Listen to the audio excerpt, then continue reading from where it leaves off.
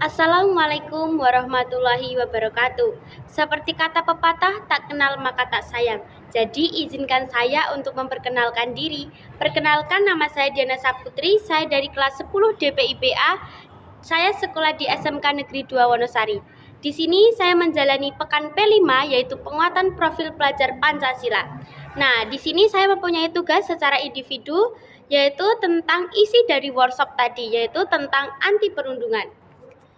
Di sini saya akan menjelaskan atau menyebutkan, pertama saya akan menyebutkan narasumber saya tadi, yaitu ada Bu Asar Janjang Lestari dan ditemani oleh temannya yaitu Bu Sari, seorang psikolog.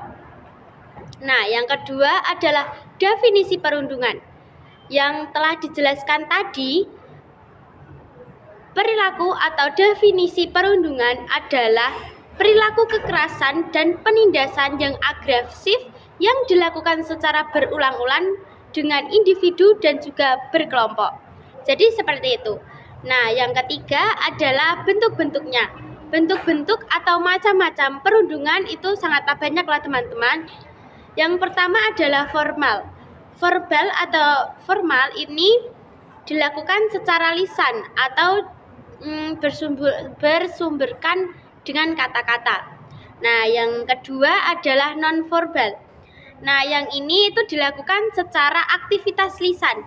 Jadi, maaf ya teman-teman. Yang non-verbal ini dilakukan dengan fisik. Jadi tidak disertakan dengan lisan ya teman-teman. Contohnya memukul, berkelahi, mencekik, meninju, menggigit, ataupun juga menyikut atau mencakar. Itu adalah contoh nonverbal ya teman-teman. Nah, yang selanjutnya itu ada perundungan, yaitu macamnya ada sosial. Kalau sosial itu contohnya itu kita itu gimana ya? Kita itu kayak menjelek-jelekan teman di media sosial itu adalah contoh di media sosial.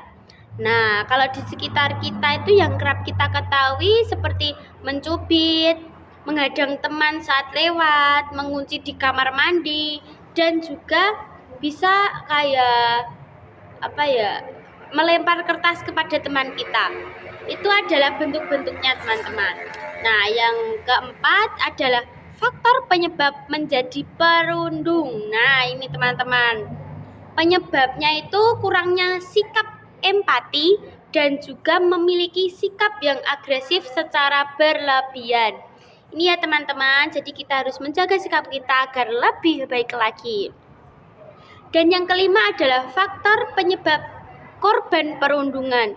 Biasanya itu faktor penyebab korban perundungan itu yang cenderung dia hanya diam saja. Kadang dia kalau anak-anak zaman sekarang itu nyebutnya itu no lab gitu ya teman-teman. Dan juga dia itu tidak mau mengungkapkan, kayak dia itu cenderung kependiam gitu teman-teman.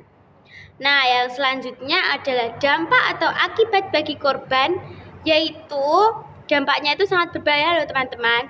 Dampaknya itu kita bisa mengalami depresi, stres, gangguan mental, dan juga bisa mendapat tekanan yang berlebihan. Dan untuk dampak untuk bagi si perundung itu sangatlah besar, seperti dia akan terkena sanksi dan juga dia jika ketahuan dia akan mendapat hukuman. Untuk yang ke-7, waduh ini pertanyaannya sangat ini ya, pernahkah menjadi perundung bullying? Tentunya saya sendiri pernah ya teman-teman. Kan ya kalau manusia itu tidak ada yang sempurna, maksudnya itu pernah membuat kesalahan itu lumrah gitu ya. Yang gak lumrah sih, maksudnya itu pernah semua gitu.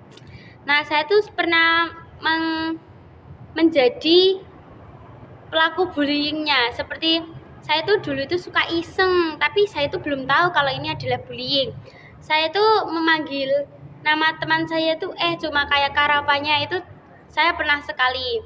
Dan ya itulah teman-teman, saya ya ya ampun ya gitu. Nah, terus apa yang kalian lakukan jika menjadi korban perundungan di sekolah? Jika saya menjadi korban bullying di sekolah, saya pun pernah ya teman-teman. saya akan menasehatinya, atau juga pertama saya akan bilang bahwa ini tuh tidak benar gitu, dan saya akan melaporkannya kepada guru. Jadi seperti itu. Nah, terus ini yang ke-9 adalah apa yang kita lakukan jika melihat perundungan terhadap teman kita. Oke, jika saya melihat teman saya dibully, itu saya akan membelanya. Jadi saya akan, ya seperti tadi ya teman-teman, saya akan menasehatinya bahwa perundungan itu tidak baik. Jika pembulinya itu di posisi yang dibully itu bagaimana. Jadi saya akan mengingatkan, dan jika itu tidak bisa diatasi dengan saya memberikan nasihat, saya akan melaporkannya kepada guru atau guru BK atau kesiswaan. Nah, seperti itu. Yang selanjutnya itu apa masukan untuk sekolah untuk menangani perundungan di sekolah. Masukannya untuk sekolah yaitu saya mempunyai masukan bagi sekolah itu melakukan sosialisasi tentang anti perundungan kepada siswa-siswinya agar mengerti pentingnya perundungan, dan juga lebih mengerti lagi agar teman-teman itu bisa tahu, oh jadi perundungan itu dampaknya itu sangat luar biasa bagi anak-anak pelajar di saat ini. Jadi seperti itu. Oke, ini sudah ya teman-teman.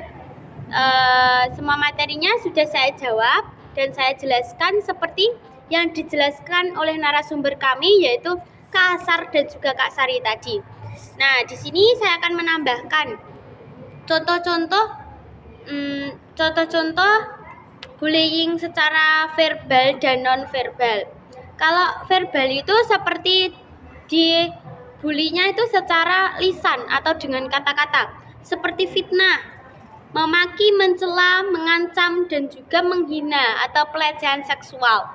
Nah, yang selanjutnya adalah macam non-verbal. Kalau non-verbal itu dilakukan secara fisik, contohnya itu memukul, mencekik, menggigit, dan juga meninju, bahkan menyikut. Itu juga termasuk bullying, teman-teman. Kalau di sekitar kita itu kayak menghadang teman, itu juga loh teman-teman. Bercanda berlebihan itu juga bisa. Jadi banyak sekali ya teman-teman yang dapat kita simpulkan dari workshop tadi. Jadi workshop tadi itu sangat berguna ya teman-teman, seperti kita itu dapat mengetahui tentang apa sih perundungan itu sebenarnya, kok banyak sekali dibicarakan, dan juga kita lebih paham tentang pentingnya kita memahami anti perundungan di sekolah ini. Nah, jadi kita itu dimanapun, berada dimanapun, kapanpun, kita harus selalu menjaga sikap kita, waspada, hati-hati tentang anti perundungan. Ayo teman-teman, kita menjadi generasi yang anti perundungan. Oke, dadah teman-teman. See you. Terima kasih. Oh iya teman-teman, lupa aku belum salam. Aduh. Sinani pergi ke Sragen, perginya sama si Pupai. See you guys, next time, goodbye. Wassalamualaikum warahmatullahi wabarakatuh. Terima kasih.